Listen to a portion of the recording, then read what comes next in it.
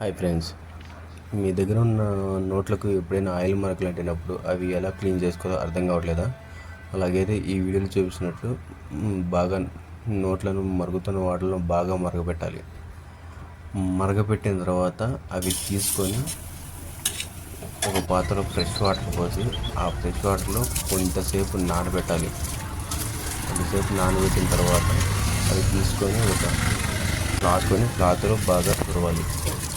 ఈ వీడియోలో చూసినట్టు బాగా నీట్గా క్లీన్ చేయాలి. క్లీన్ చేసిన తర్వాత దానికి ఎలాంటి వాటర్ డ్రాప్స్ అనేది ఉండకూడదు.